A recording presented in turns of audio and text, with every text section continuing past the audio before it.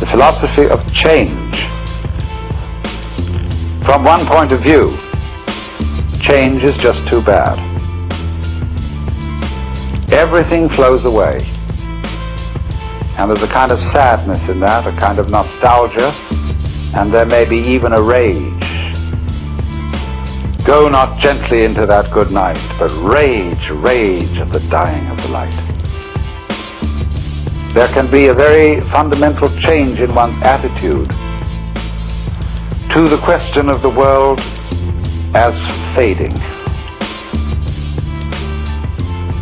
On the one hand, resentment, and on the other, delight. If you resist change, of course you must to some extent. When you meet another person, you don't want to be thoroughly rejected, but you love to feel a little resistance. Don't you? You know, you have a beautiful girl and you touch her. You don't want her to go blah.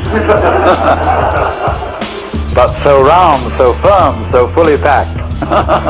A little bit of resistance, you see, is great.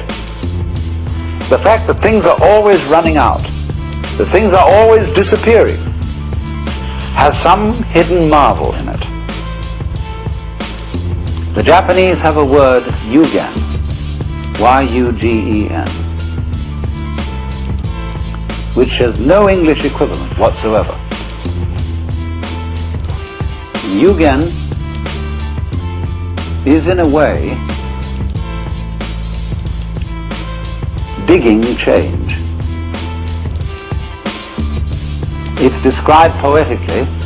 You have the feeling of yugen when you see out in the distant water some ships hidden behind a far-off island. You have the feeling of yugen when you watch wild geese suddenly seen and then lost in the clouds. You have the feeling of yugen when you look across Mount Tamalpais and you've never been to the other side and you see the sky beyond. You don't go over there to look and see what's on the other side. That wouldn't be yugen. You let the other side be the other side. And it evokes something in your imagination, but you don't attempt to define it, to pin it down. Yugen. So in the same way, the coming and going of things in the world is marvelous. They go. Where do they go? Don't answer, because that would spoil the mystery. They vanish into the mystery. But if you try to pursue them, you've destroyed yugen. Life is life, you see, just because it's always disappearing.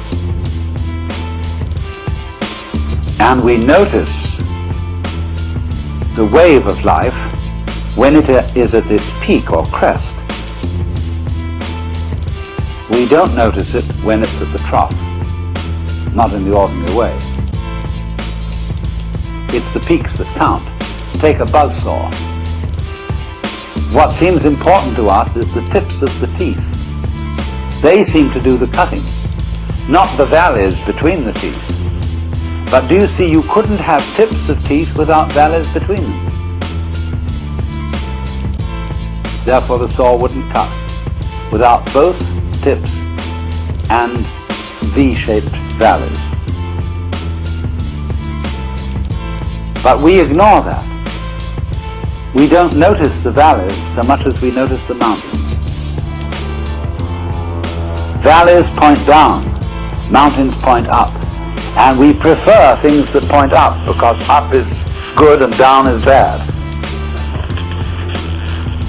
But seriously, we don't praise the peaks for being high and blame the valleys for being low. We pay plenty of attention to the peak aspect. That's what captures our attention. But we somehow screen out the valley aspect. But that makes us very uncomfortable.